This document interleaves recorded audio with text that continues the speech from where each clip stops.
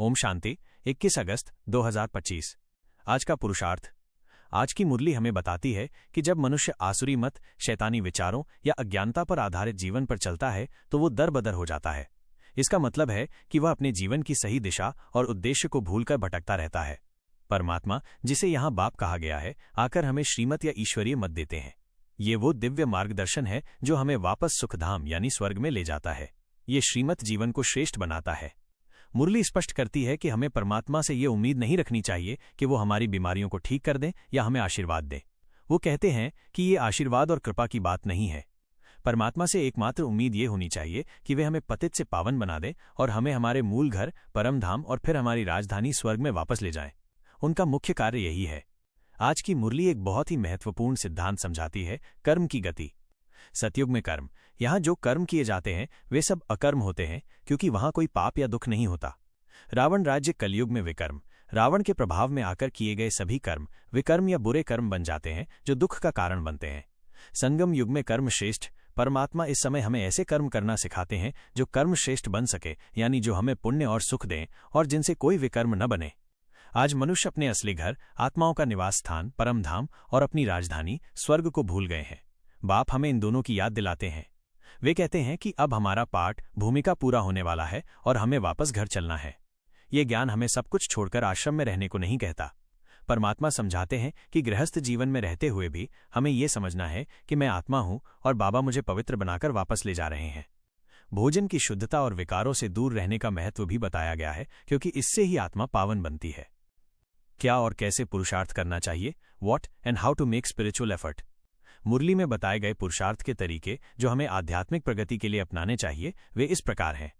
आत्माभिमानी बनना, become soul conscious, ये सबसे पहला और महत्वपूर्ण पुरुषार्थ है।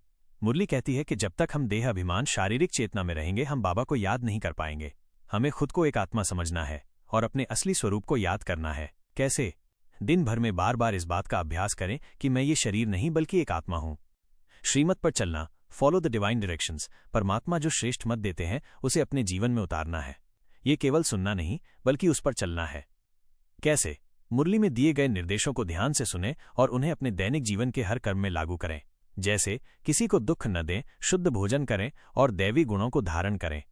परमात्मा बाप की याद, रिमेंबर द गॉड फादर। मुरली में जोर दिया गया है कि हमें मामेकम, एक मुझको याद करना है। यही हमारे पापों को नष्ट करने का मुख्य साधन है। कैसे? दिन में 8 घंटे लगातार याद का अभ्यास करना है। इसका मतलब ये नहीं कि आप 8 घंटे अलग से बैठें, बल्कि अपने काम करते हुए चलते फिरते हर समय बुद्धि में परमात्मा की याद बनाए रखें। स्वदर्शन चक्रधारी बनना, become a spinner of the discus of self realization, ये मुरली की एक बहुत ही अनोखी अवधारणा है। इसका अर्थ है कि हमें सृष्टि के आदि, मध्य और अंत के ज्ञान को अपनी बुद्धि में धारण करना है। कैसे? ये समझना है कि हम आत्माएं कैसे 84 जन्मों के चक्र में आए हैं और अब वापस जा रहे हैं। इस ज्ञान को अपनी बुद्धि में बार बार घुमाते रहना है, जिससे जीवन के हर कर्म में पवित्रता और वैराग्य आए। हर्षित रहना और मीठा बनना, stay joyful and be sweet. Murli में कहा गया है कि हमें हमेशा हर्षित रहना चाहिए और कभी भी लून पानी, नमक का पानी नहीं बनना चाहिए, जिसका अर्थ है दुखी या कड़वा। कैसे?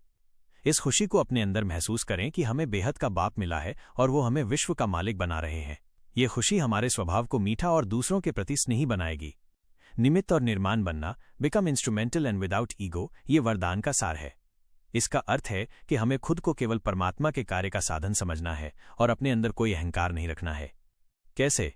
जब हम ये समझेंगे कि हम केवल निमित्त हैं तो हम मान अपमान से ऊपर उठ जाएंगे।